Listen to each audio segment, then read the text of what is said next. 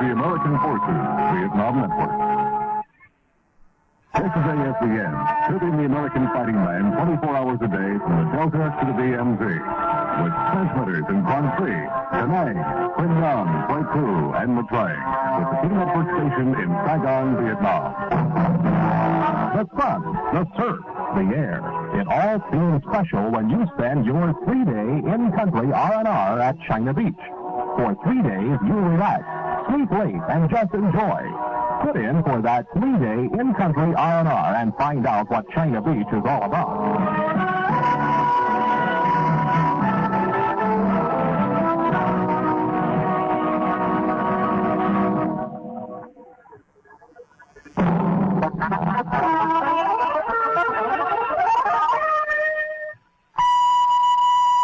It's 0700 hours. A skyjacking and a cause for the death of the cosmonaut make news at this hour. AFVN News, compiled from commercial and military news agencies. Good morning. A man and woman skyjacked a Braniff International passenger plane with 108 persons aboard today and collected $100,000 in ransom after forcing the plane to land at Monterrey, Mexico. The passengers and 2 stewardesses were permitted to leave the plane, but the pilot, co-pilot, and flight engineer were held as hostages. The local Braniff manager drove up to the parked plane in an armored car and delivered the $100,000 to the skyjackers. The plane had apparently received clearance to take off for an unknown destination. This was reported variously as Trinidad, Cuba, or some other port in South America. The plane originally was on a flight to San Antonio, Texas, from Acapulco, with a stop in Mexico City. The 3 Russian cosmonauts who died aboard their spaceship Wednesday morning apparently were killed by a sudden depressurization of their cabin and a fatal rise in their blood pressure. This was reported tonight by Western communist sources whose identity cannot be disclosed. They said this was decided by a Soviet government medical commission after a 2-day inquest into the cosmonauts' death. The sources said the spaceship's landing cabin was damaged slightly during its separation from the orbital compartment. They said a tiny hole was created in the cabin wall. The hole became enlarged when the craft's braking rockets were fired immediately before the space trio began their entry into the Earth's atmosphere. The larger hole caused the sudden depressurization in the cabin and the fatal rise in the cosmonauts' blood pressure. A train carrying a group of children on an excursion has derailed near Chester, England. CBS News correspondent Adam Rayfield has details from London. A day at the sea became a day of horror for a train full of British school children today. 2 of them are reported dead after their train was derailed in a deserted station in northern England. At least 4 more children are seriously injured. Many others who were injured have been rushed to hospital. At least 30 children have suffered minor injuries. The train was an excursion special on its way home to Crewe, 150 miles north of London, after a day at the seaside in North Wales. Passing through a deserted station at Waverton, the last 2 cars were derailed, and 2 children were trapped in the wreckage. The 2 who have since reportedly died. These are initial reports only. The whole picture has yet to become clear. At the moment, a major rescue operation is underway. This is Adam Rayfield for CBS News in London.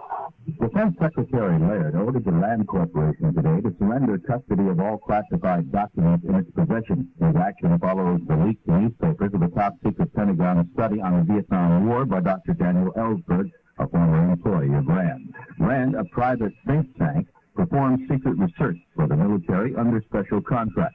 It also had withdrawn today its special access to cryptographic information, intelligence, and nuclear weapons design. Despite the tightened security in action, it is not expected to restrict RAND's operations severely. RAND President Henry Rowan said in a statement he supports the new security precautions. Elsewhere in the news, troubles already for the new postal system and its head, Winton Blum.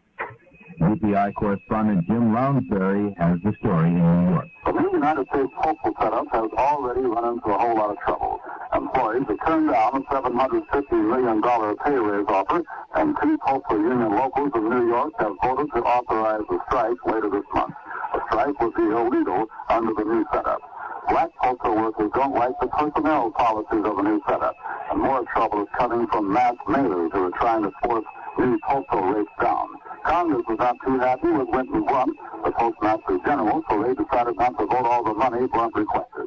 Mr. blunt says that may force a raise in third-class mailing rates. This is Jim Lonsberry of New York.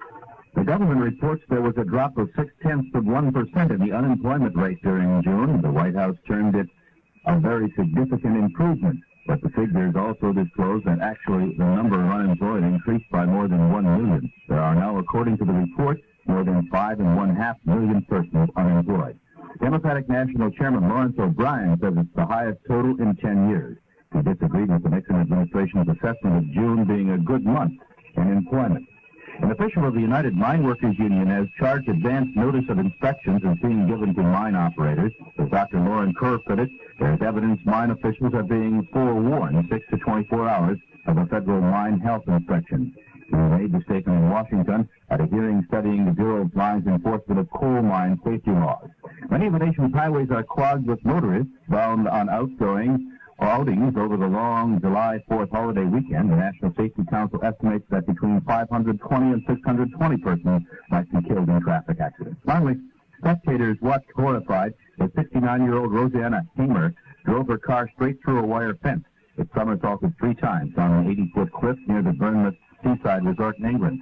The vehicle landed on its wheels and slowly turned over. She crawled out, straightened herself, and said, "Where's my purse?" This is Air Force Sergeant Jim Leroy, and that's AFVN News to the hour. AFVN News, compiled from commercial and military news agencies. The Dow Jones Closing Stock Averages, another feature of the American Forces Vietnam Network News Department. Sound Blair Mutual News, first all markets at a glance. So the story today was lower in light trading on both stock exchanges. On the big board, the average New York Stock Exchange share gained just 1 cent in very light trading of 9,960,000 shares. Bonds were steady and U.S. government bonds were steady in quiet trading. On the American Stock Exchange, an average share of 3 cents, trading with 2,310,000 shares. London stocks were firm, cotton futures were mixed. Chicago grain futures closed down 1 to up 3/8%. Corn down 1/2 to up 1/4. Oats down 3/8 to up 3/8. And soybeans down 3 1/4 to 4 1/2. It was a very even break on the big board today with 679 issues moving ahead and 640 in decline. The most active was RCA. It closed at 35 5/8, down 5/8. Reynolds Metals at 26 was also down 5/8. AT&T 45 1/4, down 1/8. Commonwealth Oil Preferred 25 3/8, down 5/8. Warner Lambert at 74 1/2 was down 1 3/4. Eastman Kodak at 75 1/8 was down 1. General Telephone and Electric Corporation 32 1/4, up 3/8. Case Manhattan Corporation at 49 3/4, up 5/8. Georgia Pacific at 48 1/2, up 1/2, and Martin Marietta 21 1/8, down 3/8. On the American Stock Exchange, Burroughs Southwest closing at 29 3/8, down 1/8. That was the most active issue. Then it was Hillenbrand at 37, down 1/4. Gould Incorporated Warrant 10 3/8, up 1 3/4. Techstar at 7 3/8, down 1/2. Tier 1 Imports at 38 3/4, down 7/8. And General Battery at 27 3/4, down 1/4. We don't have the Standard & Poor's final figures today, but we do have the Dow Jones. The closing stock averages for 30 industrials down 2.84, closing at 890.19 for the week, and we won't be moving that figure again until Tuesday. 20 transportation items up 0.57, 15 utilities down 0.23, and 65 stocks down 0.38. Time for a few business items. Probably no surprise, more companies declared extra dividends and more resumed dividend payments last month than in any June since 1967. This reported from Standard & Poor's today, whose final figures on their stock averages come in just a little bit late for this broadcast. We usually phone for it. But the girls went home early today, so that's why we don't have the Standard & Poor's. General Electric Company has joined the exodus, announcing today it will build a headquarters in Fairfield, Connecticut, and move 500 of its 3,400 employees in New York City to the new site in mid-1974. The story I read today question that there still could be a zoning problem, but this story sounds like GE is quite sure they're going to Fairfield. A 100-acre tract near the Merritt Parkway out that way. That's it, Don Blair from Mutual's Financial Desk in New York. The Dow Jones Closing Stock Averages, another feature of the American Forces Vietnam Network News Department.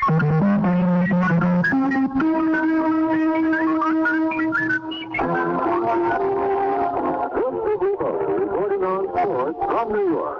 Yvonne Goolagong is the new queen of tennis, winning the women's singles title of Wimbledon on center court, and the manner in which she won was spectacular.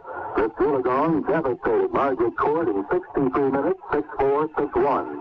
Mrs. Court was never in the match. At 28 years old, 9 years the senior of her opponent, and normally a slow starter, she never had a chance. A monumental surprise that Yvonne Goolagong took it in this manner, for her inexperience against top competition was the only question mark about her chances. But she looks like the seasoned player, and this victory should establish her as the one to contend with in coming years. Meeting the press later, Miss Goolagong, though she won the French championship recently, admitted she didn't think she was ready for Wimbledon. I wasn't really surprised because I was just happy enough to get to the swimming, and from then on I just like a dream. I didn't know what I was doing next to it now. I realized that I did everything for me. Just like I was safe and be a bit careful, and I could see. 19-year-old Yvonne Goolagong, the women's champion at Wimbledon. Now tomorrow, the men's final will be decided between America's Stan Smith and Australia's John Newcombe, the defending champion. Smith is Army private, nonetheless, is at the peak of his game, and a victory by Smith would give the United States its first Wimbledon men's title since Chuck McKinley won it all 8 years ago. Now, Australia captured the men's doubles today. Rod Laver and Roy Emerson defeated Arthur Ashe and Denny Ralston in 5 sets. So Australia has 2 of the 4 major Wimbledon titles, the women's singles and men's doubles. More sports in just a moment.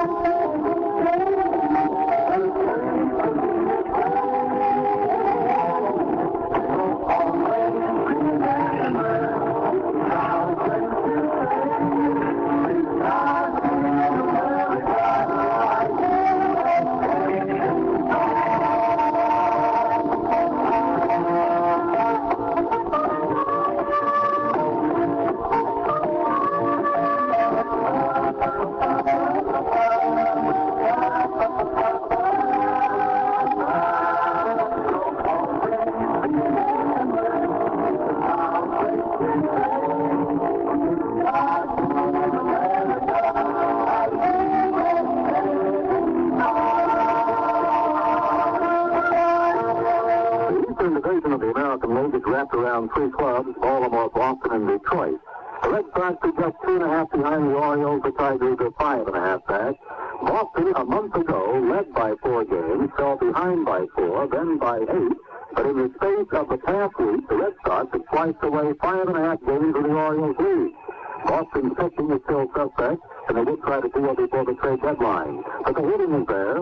The Sox have punched across 30 runs in the past 4 games. Baltimore manager Earl Weaver thought the big challenge would come from Detroit, which he thought had more balance. But at the moment, it's Boston, and the Orioles, confident from the start, might have a long summer. More in a moment. So, darling, I have to go now. I know you. You won't come to me. Every day.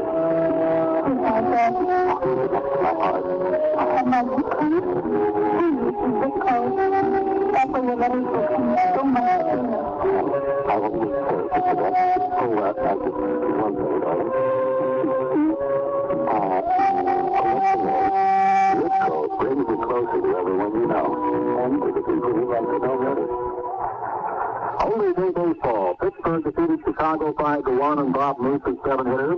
Bob Robertson and Gene Alley homers for the Pirates, who moved 3.5 games ahead of the Mets, pending New York's game tonight against Atlanta. Tracy Jenkins took the loss for the Cubs. He's now 11-8 in the year. And the balance of the Major League races heading into the holiday weekend, Oakland leads the American League West by 9.5 over Kansas City. San Francisco leads Los Angeles by 6.5 games in the Western Division of the National League. Late today, Pro Football Commissioner Pete Rozelle reportedly declared defensive tackle Phil Olsen of the New England Patriots a free agent. Olsen, the Patriots' #1 draft choice of a year ago, was injured in the College All-Star game. He has had problems reaching a happy agreement with Boston, and he is the brother of Merlin Olsen, the Los Angeles Rams. This is Leroy, reporting on sports from New York. And that's AFVN's morning report of news, stocks, and sports for this, the third day of July, 1971.